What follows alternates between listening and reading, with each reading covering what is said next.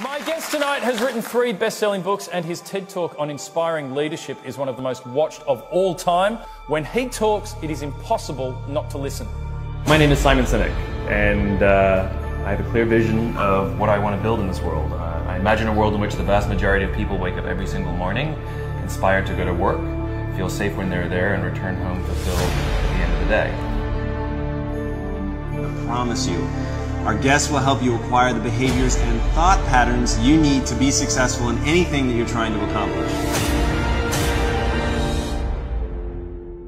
I have yet to give a speech or have a meeting where somebody doesn't ask me the millennial question. What's the millennial question? Apparently, millennials as a generation, which is a group of people who were born approximately 1984 and after, are tough to manage. And they're accused of being entitled and narcissistic, and self-interested, unfocused, lazy. But entitled is the big one. And because they confound leadership so much, what's happening is leaders are asking the millennials, what do you want? And millennials are saying, we want to work in a place with purpose, love that. We want to make an impact, whatever that means. We want free food and beanbags. And so somebody articulates some sort of purpose, there's lots of free food and there's beanbags, and yet for some reason they're still not happy. And that's because they're missing, there's a missing piece. What I've learned is that I can break it down into 4 pieces, right? There are four things, 4 characteristics. One is parenting, the other one is technology, the third is impatience, and the fourth is environment. The generation that we call the millennials, too many of them grew up subject to, not my words, failed parenting strategies, where, for example, they were told that they were special all the time. They were told that they could have anything they want in life, just because they want it, right? They were told, some of them got into honors classes, not because they deserved it, but because their parents complained. And some of them got A's, not because they earned them, but because the teachers didn't want to deal with the parents. Some kids got participation medals. You got a medal for coming in last, right? Which the science we know is pretty clear, which is it devalues the medal and the reward for those who actually work hard. And it actually makes the person who comes in last feel embarrassed because they know they didn't deserve it. So it actually makes them feel worse, right? So you take this group of people and they graduate school and they get a job and they're thrust into the real world, and in an instant they find out they're not special, their moms can't get them a promotion, that you get nothing for coming in last, and by the way, you can't just have it because you want it, right? And in an instant their entire self-image is shattered. And so you have an entire generation that's growing up with lower self-esteem than previous generations. The other problem, to compound it, is we're growing up in a Facebook, Instagram world. In other words, we're good at putting filters on things. We're good at showing people that life is amazing even though I'm depressed, right? And so everybody sounds tough, and everybody sounds like they got it all figured out. And the reality is there's very little toughness, and most people don't have it figured out. And so when the more senior people say, well, what should we do? They sound like, this is what you got to do. And they have no clue, right? So you have an entire generation growing up with lower self-esteem than previous generations, right? Through no fault of their own, right? They were dealt a bad hand, right? Now let's add in technology. We know that engagement with social media and our cell phones releases a chemical called dopamine. That's why when you get a text, it feels good, right? So we've all had it where you're feeling a little bit down or feeling a bit lonely, and so you send out 10 texts to 10 friends, hi, hi, hi, hi, hi, because it feels good when you get a response, right? Right? It's why we count the likes. It's why we go back 10 times to see if my Instagram is growing slower, did I do something wrong? Do they not like me anymore, right? The trauma for young kids to be unfriended, right? Because we know when you get it, you get a hit of dopamine, which feels good. It's why we like it. It's why we keep going back to it. Dopamine is the exact same chemical that makes us feel good when we smoke, when we drink, and when we gamble. In other words, it's highly, highly addictive, right? We have age restrictions on smoking, gambling, and alcohol And we have no age restrictions on social media and cell phones, which is the equivalent of opening up the liquor cabinet and saying to our teenagers, hey, by the way, this adolescence thing, if it gets you down.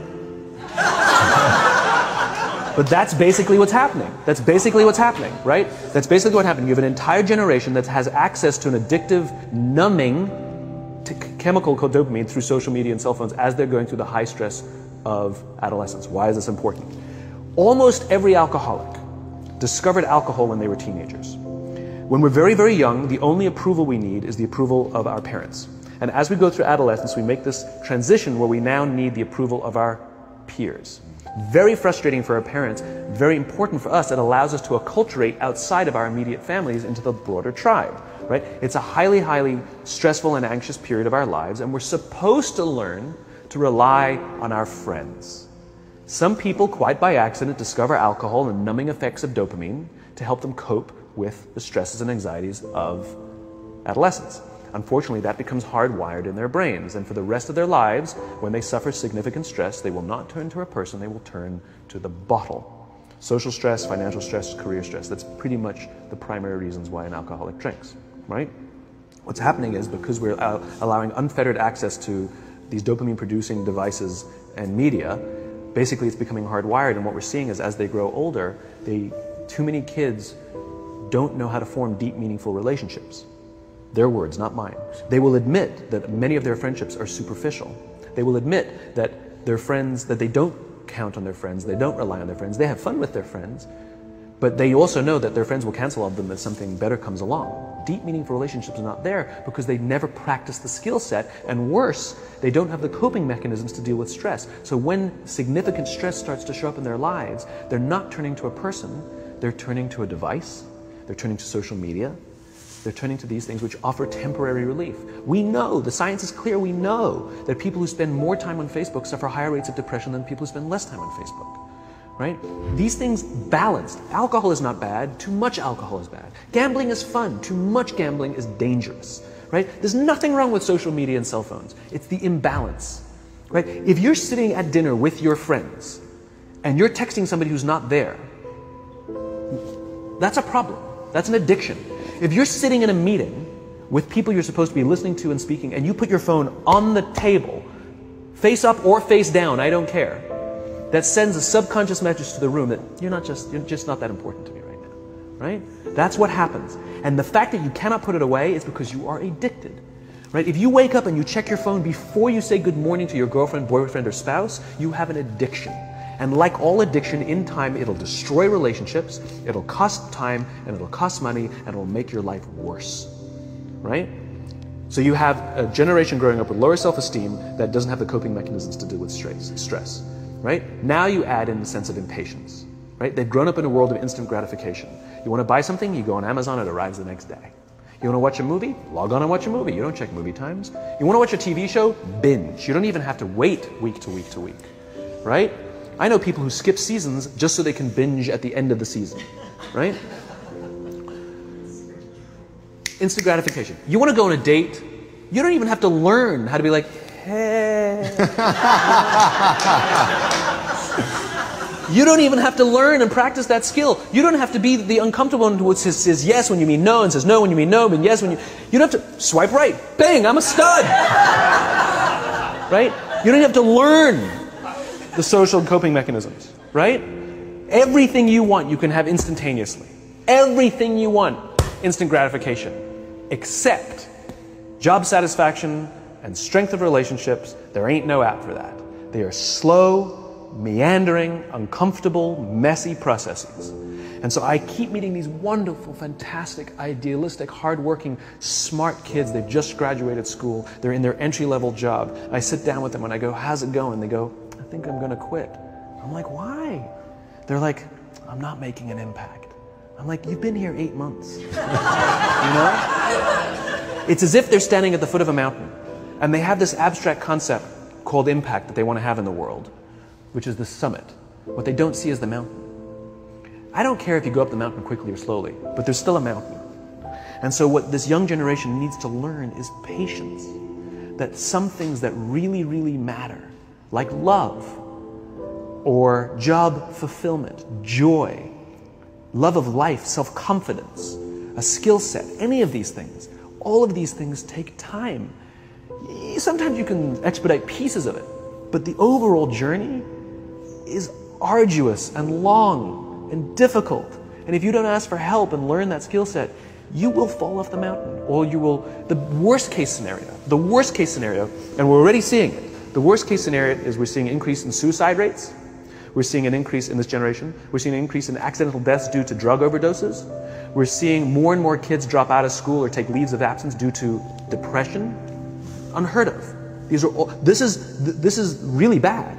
The best case scenario, those are all bad cases, right?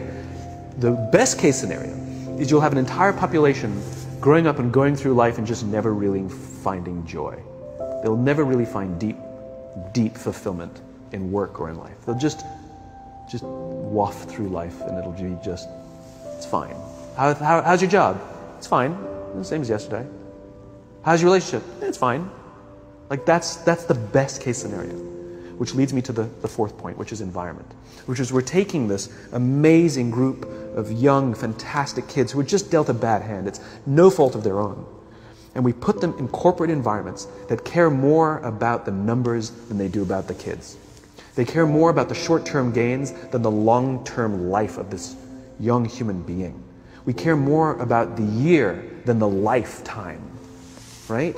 And so we are putting them in corporate environments that aren't helping them build their confidence, that aren't helping them learn the skills of cooperation, that aren't helping them overcome the challenges of a digital world and finding more balance, that isn't helping them overcome the need to have instant gratification and teach them the joys and impact and the fulfillment you get from working hard on something for a long time that cannot be done in a month or even in a year. And so we're thrusting into them in corporate environments, and the worst part about it is they think it's them. They blame themselves. They think it's them who can't deal. And so it makes it all worse. It's not. I'm here to tell them it's not them. It's the corporations. It's the corporate environments. It's the total lack of good leadership in our world today that is making them feel the way they do. They were dealt a bad hand, and I hate to say it, but it's the company's responsibility. Sucks to be you. Like, we have no choice, right? This is what we got, and I wish that society and their parents did a better job. They didn't. So we're getting them in our companies, and we now have to pick up the slack. We have to work extra hard to figure out the ways that we build their confidence. We have to work extra hard to find ways to teach them the social skills that they're missing out on. There should be no cell phones in conference rooms. None. Zero. And I don't mean the kind of like sitting outside waiting to text. I mean like when you're sitting and waiting for a meeting to start, this is what we all do. We all sit here and wait for the meeting to start. Meeting starting? Okay. And we start the meeting. No, that's not how relationships are formed. Remember we talked about it's the little things? Relationships are formed this way. We're waiting for a meeting to start and we go, how's your dad? I heard he was in the hospital. Oh, he's really good. Thanks for asking. He's actually at home now. Oh, I'm really glad. It was really amazing. I know, it was really scary for a while. That's how you form relationships. Hey, did you ever get that report done? Oh my God, no, I didn't. I'll help you out. Can I help you out with that? Really? That's how trust forms. Trust doesn't form at an event in a day. Even bad times don't form trust immediately. It's the slow, steady consistency. And we have to create mechanisms where we allow for those little innocuous interactions to happen. But when we allow cell phones in conference rooms, we just, okay, have the meeting. And then my favorite is like when there's a cell phone there and you go like this, you go. It rings and you go. I'm not going to answer that. Mr. Magnanimous, you know? When you're out for dinner with your friends, like I do this with my friends. When we're going out for dinner and we're leaving together, we'll leave our cell phones at home. Who are we calling? Maybe one of us will bring the phone in case we need to call an Uber or take a picture of our meal. That goes without saying, come on. I'm an idealist, but I'm not insane. You know? At a heathen. I mean, it looked really good. We'll take one phone. And so it's like an alcoholic. The reason you take the alcohol out of the house is because we cannot trust our willpower. We're just not strong enough. But when you remove the temptation, it actually makes it a lot easier. And so when you just say, don't check your phone, people literally will go like this. And somebody will go to the bathroom, and what's the first thing we do? Because I wouldn't want to look around the restaurant for a minute and a half, you know? But if you don't have the phone, you just kind of enjoy the world. And that's where ideas happen. The constant engagement is not where you have innovation and ideas. Ideas happen when our minds wander and we go, and you see something, I bet they could do that. That's called innovation, right? But we're taking away all those little moments, right? You should not, and none of us should charge our phones by our beds. We should be charging our phones in the living rooms, right? Remove the temptation. You wake up in the middle of the night because you can't sleep, you won't check your phone, which makes it worse. But if it's in the living room, it's relaxed, it's fine. But it's my alarm clock. Buy an alarm clock. They cost $8, right? I'll buy you an alarm, right? But the point is we now, in industry, whether we like it or not, we don't get a choice. We now have a responsibility to make up the shortfall and to help this amazing, idealistic, fantastic generation build their confidence, learn patience, learn the social skills, find a better balance between life and technology. Because, quite frankly, it's the right thing to do.